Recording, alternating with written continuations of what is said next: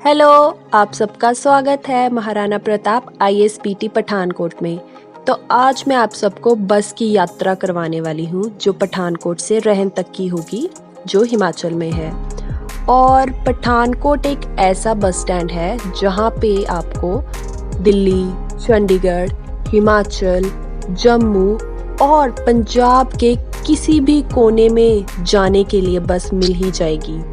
और अब मुझे भी हिमाचल के कोने में जाना है, जिसकी बस मुझे अब गवर्नमेंट बस तो मिलेगी नहीं, तो प्राइवेट बस में ही जाना पड़ेगा। वैसे तो ये सामने बस लगी है बट ये चंबा जा रही है, तो हमको तो किसी दूसरे कोने में जाना है। तो अब हमें प्राइवेट बस मिल ही गई जो कि डायरेक्ट रहन की नहीं है, लेकिन हमें ये जसूर तक की मिली है और आगे फिर हम बस चेंज करेंगे रहन के लिए। एंड हमें अब सीट मिल गई है क्योंकि हम जल्दी आ गए थे और बस में ज़्यादा रश नहीं है।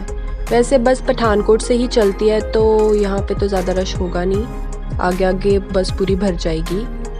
एंड मेरे साथ मेरी पार्टनर जो है, journey partner is my mother, जो है ये मास्क में। Mask is very important.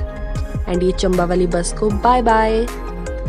And ये सारे ऊपर नंबर लिखे होते हैं कि कौन सी जगह की बस कहाँ पे लगी हुई है। तो आजकल तो कोई प्रॉब्लम ही नहीं आती कि बस ढूंढने में, सीधा हम पढ़ लें और बस में बैठ जाएं।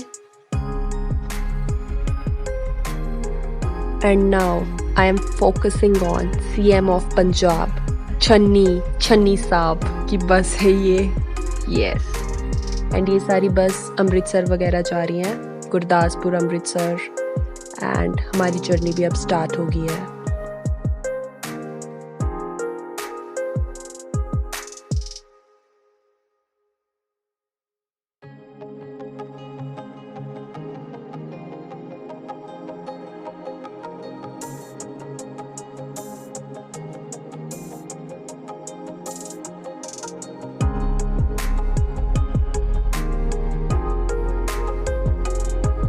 एंड ये 30% एरिया है पठानकोट का, जो ढांगू पटेल चौक वाले एरिया में आता है। पठानकोट वालों को तो पता ही है इस एरिया के बारे में, एंड जिनको नहीं पता उनको मैंने बता दिया। हेडिंग टूवर्ड्स चक्की ब्रिज, और ये चक्की ब्रिज जो है वो पठानकोट और हिमाचल को कनेक्ट करता है।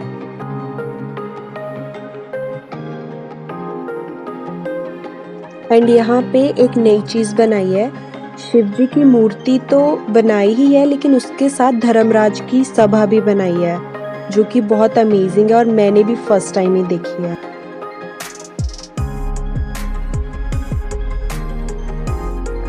तो वेलकम टू हिमाचल। आप सबकी एंट्री हिमाचल में हो चुकी है। एंड मैं बैठी हूँ बस में और अब मैं खा रही हूँ दाल। मैंने बस से लिया दाल और उनके पास स्पून तो था नहीं, तो इसलिए मैंने ये बनाया है न्यूज़पेपर का spoon. I am very talented, you know. नींबू वाला मसाले वाले ये मैंने बना लिया। एंड दिस इज दाल। नींबू वाला दिस इज दाल, इसके बीच नींबू डाला है। धूप में दाल खाओ सुबह सुबह। अरे मास्क तो नीचे किया ही नहीं। दाल कैसे खानी है?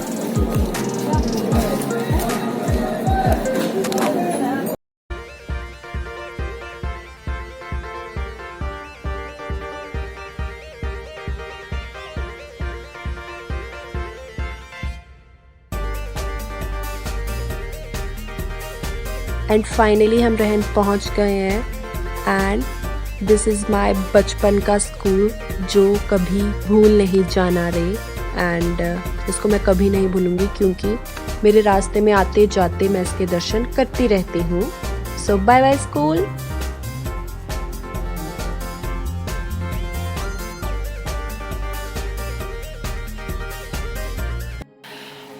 सो फाइनली 2 घंटे का बस में ट्रैवल करके मैं दादी के घर पहुंच चुकी हूँ। और बस में मज़ा भी बड़ा आया क्योंकि मैं वैसे तो बस में मैंने बड़ा ट्रैवल किया, लेकिन दादी के घर इस रूट पे मैं 9-10 इयर्स बाद आई हूँ बस में। यस, मज़ा भी आया बट थोड़ा मन भी ख़राब होता है बस में। एक तो हिमाचल के रोड बड़े ऐसे होते हैं एंड बट अब मैं मज़े करूँगी इधर थोड़े नेचर में, the lap of Himalayas, near by Himalayas. Yes, आप सबका स्वागत है मेरे प्यारे से गांव में एंड सब लोग अपने घरों में रेस्ट कर रहे हैं क्योंकि दोपहर का टाइम है एंड मैं आपको अपने गांव की यात्रा करवा रही हूँ ताकि हमें कोई देख ना सके। यस, एंड ये ब्लू वाला मेरा घर है, दिस वन। एंड चलते चलते मैं अपने घर में पहुंच जाऊंगी। few more steps to go and ये एंट्री। सब किचन गार्डन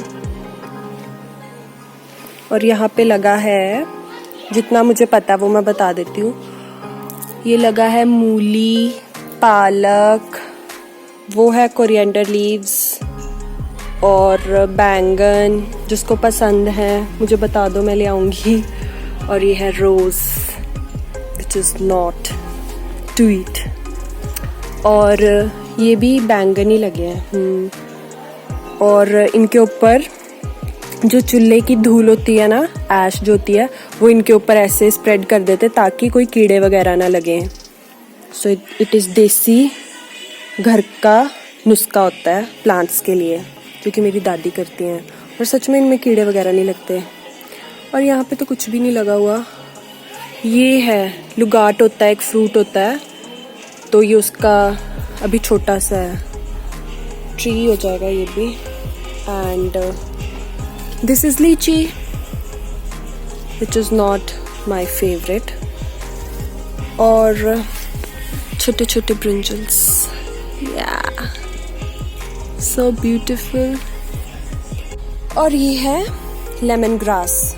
जब हम चाय बनाते हैं तो इसको चाय में डाल लो, जैसे हम जब पत्ती चीनी वगैरह डालते हैं तो ये लेमन ग्रास को भी डाल लो। इससे चाय इतनी टेस्टी बनती है ना, विच इज़ अमेजिंग, बड़ा अमेजिंग लगती है चाय। एंड ये फ्लावर है। एंड ये सारे स्लेट वाले घर विच आर स्टिल एग्जिस्ट, अभी भी होते हैं और इनकी मेंटेनेंस बिल्कुल टाइम टू टाइम होती है। अगर ना हुई कभी तो फिर ये बिल्कुल डिस्ट्रॉयड हट्स बन जाती हैं। और अब मैं आपको अच्छे से डिस्क्रिप्शन दूंगी कि ये कैसे बनाते हैं, ये जो कच्चे घर होते हैं इनकी मेंटेनेंस कैसे होती है। बिल्कुल ये मिट्टी लगाई हुई है और इसके बाहर ऐसे पेंट किया हुआ है, वो भी कोई पोचे वाला पेंट होता है, ऐसे पोचे की तरह करते हैं। कितने अच्छे से मेंटेन किया हुआ है इन्होंने, वाह। और यहाँ पे स्लेट वाले घर इसलिए बनाते हैं क्योंकि अगर बारिश हो ना तो पानी जो है वो रुके ना, वो सीधा ऐसे नीचे आ जाए, तो इसलिए तब स्लेट वाले घर बनते थे पुराने टाइम पे। और ये इन्होंने घर के साथ बिल्कुल ऐसे अटली बनाई होती है, ये वाली जो है, इस पर हम बैठ भी सकते हैं, थोड़ा बहुत थक जाए चलते चलते, लेकिन ये इसलिए बनाई होती है ताकि घर को सीलन ना पड़े, क्योंकि मिट्टी वाले घर होते हैं तो घर को सीलन ना पड़े, इसलिए फिर ये अटली बनाई होती है, तो इससे पूरा घर प्रोटेक्ट रहता है। यस, ये कुछ अमेजिंग फैक्ट्स हैं कच्चा घर के जो कि मुझे पता थे। एंड अब दिखाया कि ये इतना मेंटेन्ड है, दो इट इज़ कच्चा house but totally maintained. And on the other side एक ये है, उसके कंपैरिजन में आप देख सकते हो यहाँ पे कोई भी नहीं रहता, इसीलिए ये ऐसा लगता है अगर हम इसके पास खड़े हुए कि कभी भी गिर सकता है। बट ये बड़े ज़्यादा स्ट्रॉन्ग, मतलब इतने ताकत होती है ना इन घरों में, बड़े मजबूत घर होते हैं ये टूटते नहीं इतनी आसानी से, बल्कि हम अगर ऐसे मारेंगे भी ना अपने हाथ पे लगेगी। बट इसकी कोई मेंटेनेंस नहीं हो रही, कुछ भी नहीं, क्योंकि ये घर अभी ये तोड़ने वाले हैं कुछ टाइम में। और जब मेंटेनेंस नहीं होती कच्चे घरों की तो वो ऐसे बन जाते हैं, और फिर इनके अंदर कोई कीड़े वगैरह चले जाते हैं या तो स्नेक्स भी जाते हैं। यस, चले जाते हैं मिट्टी के घरों में, क्या पता चल रहा है। तो इसीलिए इनकी मेंटेनेंस करना बहुत ज़रूरी होता है। लेकिन अब यहाँ पे कोई भी नहीं रहता है तो इन्होंने भी ये घर तोड़ना ही है, कच्चा घर। तो लेट्स सी, देखते हैं कब ये तोड़ते हैं। ना बड़े सारे लोगों ने कच्चा घर बनाना कि अब कोई भी नहीं बनाता, जिनके बने भी हैं तो उन्होंने धीरे धीरे करके सबने तोड़ दिए। हमारा भी पहले कच्चा घर था, पक्का और कच्चा दोनों थे, एक साइड पक्का था एक साइड कच्चा, और अब हमने भी कच्चा घर तोड़ दिया क्योंकि उसकी बहुत ज़्यादा मेंटेनेंस करनी पड़ती है। बिल्कुल। और आजकल कोई, पहले तो किसी से करवा लेते थे या किसी के पास टाइम हो तो खुद भी कर लेते थे, लेकिन अब किसी के पास टाइम नहीं होता और कोई करता भी नहीं है, तो अपने घर की मेंटेनेंस खुद ही करनी पड़ती है और इतना टाइम नहीं होता अब किसी के पास। इसलिए फिर हमने भी बड़े साल पहले, जब हम छोटे छोटे थे, हमने भी, मतलब मेरी दादी दादू वगैरह ने वो तुड़वा दिया था कच्चा घर। लेकिन ये रूम्स इतने ठंडे होते हैं ना, मतलब गर्मियों में मज़ा आ जाता है इन रूम्स के अंदर बैठने का। मतलब अगर फ़ैन ना भी हो ना, बड़ा ही मज़ा आता था। हिमाचल में तो चूल्हा इज़ मैंडेटरी, सभी घरों में कच्ची किचन होती है और वहाँ पे चूल्हा होता है जिस पे खाना बनता है। और सर्दियों में हम लोग आग सेकते हैं। वाह, क्योंकि यहाँ पे बड़ी ज़्यादा लकड़ियाँ होती हैं तो हम आग सेक रहे हैं क्योंकि इतनी ज़्यादा ठंड हो गई है ना, और मुझे तो कुछ ज़्यादा ही लगती है। तो मेरा तो बस चले, मैं तो अपने हाथ पैर सब आग के बीच में डाल लूँ, और मैं स्टंट भी करती हूँ। ये जो आग है ना, इसके पीछे हाथ डालना। Fire. This is my whole village, kind of aerial view. Aerial तो नहीं है बट छत का व्यू है ये। यहाँ पे कोई फंक्शन चल रहा है एंड ये थोड़ा जंगल एरिया है। इस साइड जंगल नहीं है, ज़्यादा पेड़ लगे हुए हैं। वैसे तो यहाँ पे रोड है अच्छा खासा।